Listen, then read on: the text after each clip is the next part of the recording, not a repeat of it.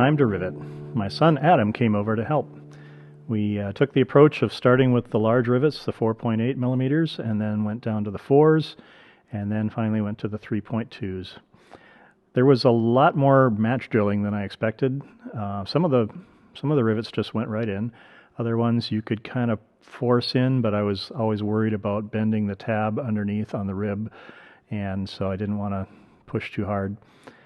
And so I did end up, as you can see here, occasionally drilling a few of match holes and trying to vacuum out the shards as we went along so that they didn't get stuck in between the two pieces of aluminum anyway. I'm not sure if that's the right approach, or I really don't know how you would do it otherwise unless you checked every hole before you started pulling any rivets. Once you start pulling rivets, you can't take it apart to drill and vacuum out the inside, make sure there's no burrs.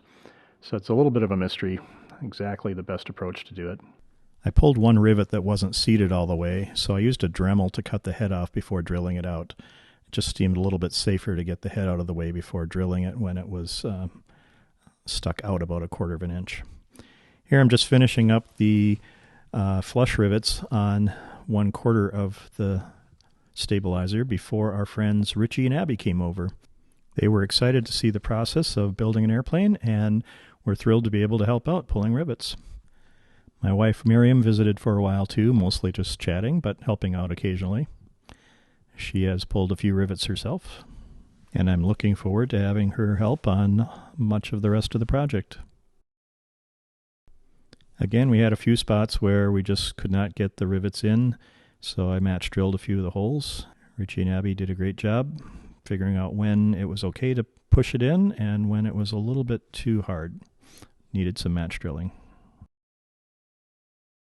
I think Abby and Richie stayed about an hour, and in that amount of time we're able to pull all the rivets, all the flush rivets on the top side of the horizontal stabilizer. Thanks again, the two of you, for stopping by. You're welcome to come back anytime.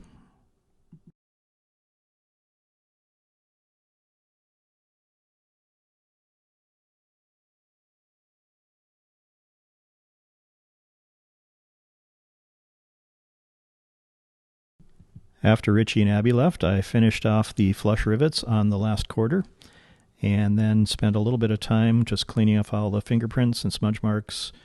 And I guess you can see the 7 on the last rib there. I cleaned off my Sharpie marks where I could see them.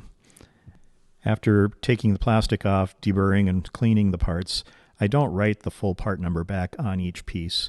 Instead, I just write the 1 or 2 digit part number that's shown in each picture on the manual. It makes it much easier to make sure you're not going to grab the wrong part and put it in the wrong place. Thanks for watching to the end.